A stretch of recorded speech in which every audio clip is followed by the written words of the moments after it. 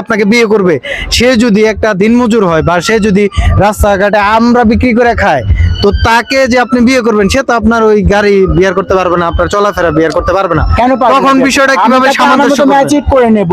আমি আমার সামর্থ্য অনুযায়ী তাকে যদি সে রাস্তার টোকাই থাকে টোকাই বানায় রাখবো আমি। সে যদি আমার আমার চেয়ে নিম্ন পদে থাকে আমার লেভেলে আনার চেষ্টা করব। আর সে যদি আমার চেয়ে হাই পদে থাকে তাহলে হাই পদে আমার ওঠার চেষ্টা করে। তাহলে কি আপনি টাকা পয়সা দিয়ে তারা হেল্প করবেন, বাড়ি গাড়ি কিছু দিবেন? অবশ্যই করব। আমার যতটুকু সামর্থ্য আছে আমি দিয়ে তার পাশে দাঁড়ানোর চেষ্টা করবোই। ভাই আমি কিন্তু অনেক কষ্টে কথাটা বাইর করে আনছি ভাই। যারা গরিব মানুষ আছেন এখন অফারটা অ্যাকসেপ্ট করতে পারেন।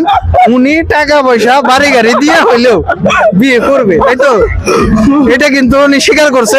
এখন আপনারা চাইলে ঝাঁপায়া পড়তে পারেন ওনার ভালোবাসার জন্য, ওনাকে বিয়ে করার জন্য।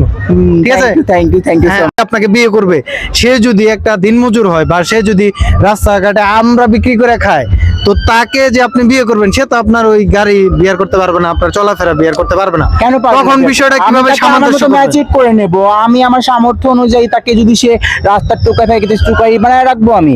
সে যদি আমার চেয়ে নিম্ন পদে থাকে আমার লেভেলে আনার চেষ্টা করব।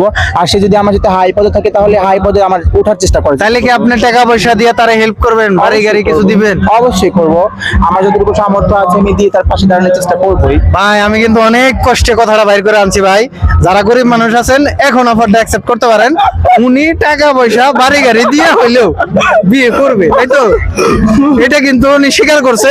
এখন আপনারা চাইলে ঝাঁপায়া পড়তে পারেন ওনার ভালোবাসার জন্য, ওনাকে বিয়ে করার জন্য। ঠিক আছে, থ্যাংক ইউ হ্যাঁ।